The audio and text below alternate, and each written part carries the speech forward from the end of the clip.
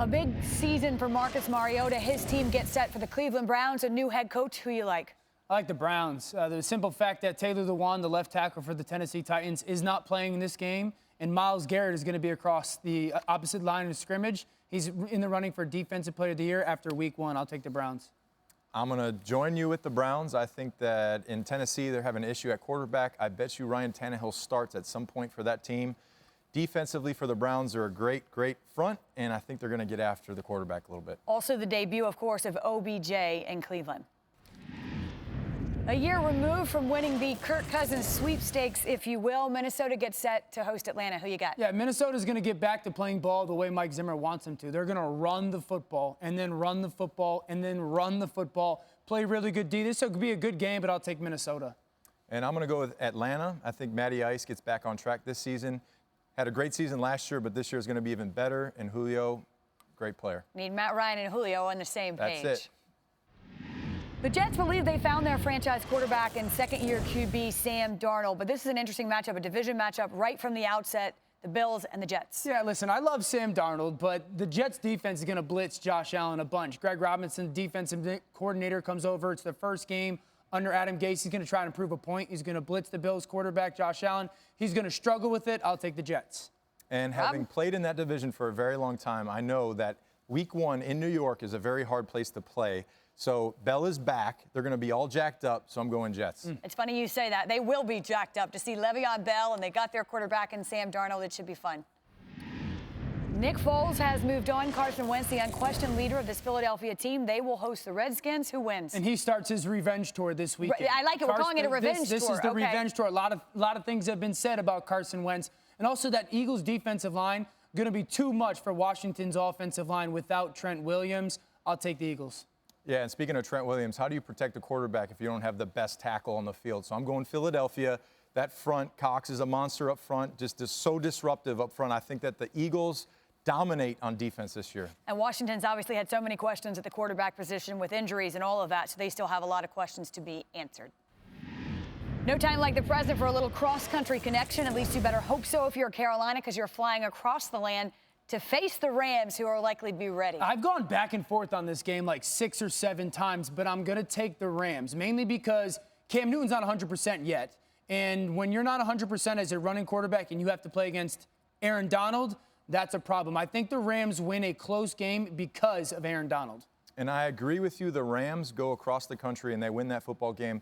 Cam Newton, ankle injury, some type of ankle injury can affect you outside of the pocket.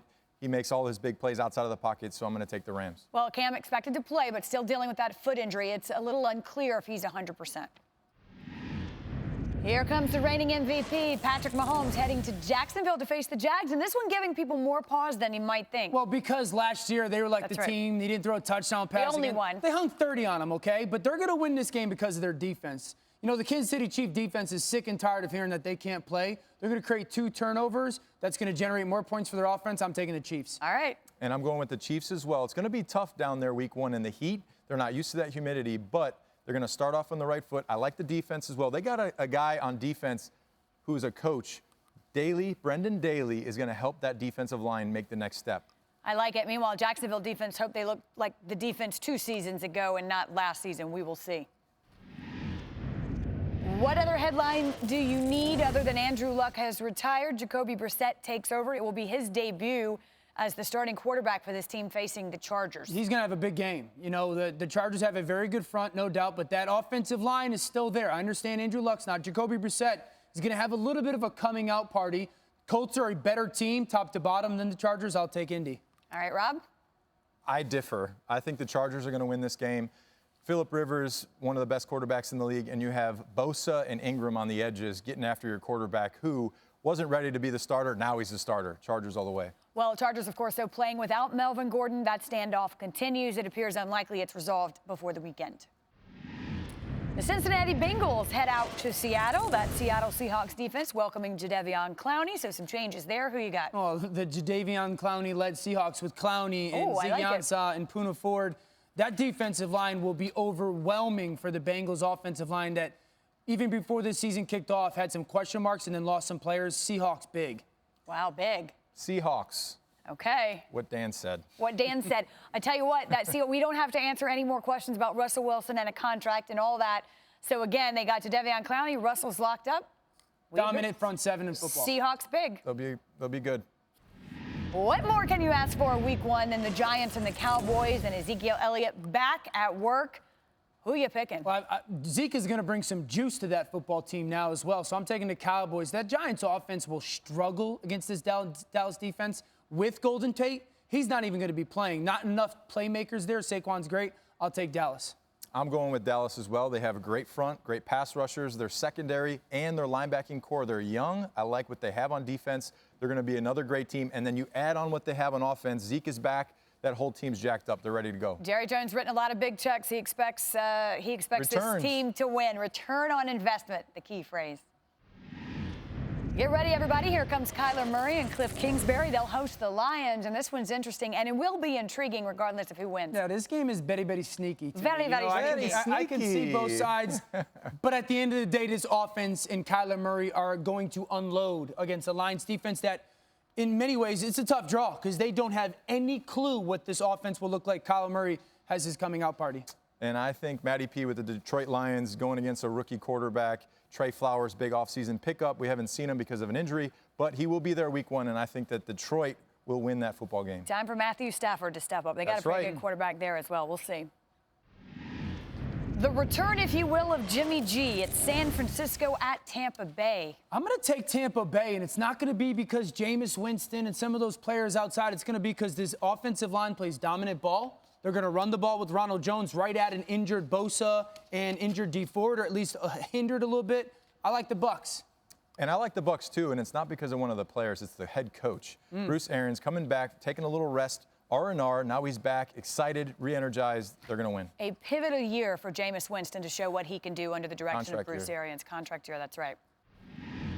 No slouch on Sunday Night Football to start the season. In fact, it's something we could see quite later in the season. We got Pittsburgh going into Foxborough to play New England. I'm going to take New England. Bill Belichick, we all know, will take away Juju Smith-Schuster. Someone else has to step up that we haven't seen before for Pittsburgh and go help them win this ball game. Don't find it to be enough. They'll score a bunch of points on offense as well. I know there's question marks without Gronk. They'll pound the rock, take Juju away. I'll take New England. And I'm going New England. That defense this year has a chance to be special. You got Kyle Van Noy, you got Jamie Collins, you got Dante Hightower, three linebackers that are just phenomenal, and then you got a front and a secondary that's one of the best too. You know what's scary? They might even be better. They're the defending Super Bowl champions. It just doesn't stop in New England. It's a Monday Night Football doubleheader, and first up is Houston and New Orleans. Did the Saints pick up where they left off? No, I would have taken the Saints 5 days ago, but now with these moves, with the addition of Laramie Tunsil and Kenny Stills, Deshaun Watson utilizes that help in a big way, exposes somewhat weakened New Orleans secondary, has a big night. I'll take the Texans. And I'm going New Orleans in the Superdome. Place is electric. The Saints are going to be great this year because they're fired up from last season. How about fired up for Monday Night Football in the Superdome? It doesn't get much better than that if you're a Saints fan. The Monday Night Football finale, what would have been, could have been, might have been Antonio Brown's debut in Oakland. We'll see how that plays out, but we're getting ready for the Broncos in Oakland. Yeah, I'm going to take the Broncos. They still have really good pieces on their defense. I expect them to force a couple turnovers. They'll run the ball really well against Oakland. And I don't even expect this game to be close if AB doesn't play. That's how well or highly I believe of the Broncos defense. Yeah, I'm going Broncos as well. They have Joe Flacco, finally a quarterback that they can get into a pro system, what John Elway wants. He wants a quarterback that can stand back there and make all the throws. And then on defense, Von Miller, I mean, that's all I need to say. That's all I need to say. Good luck. You got Von Millard.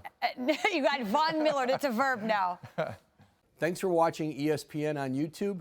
For highlights and analysis, check out the ESPN app.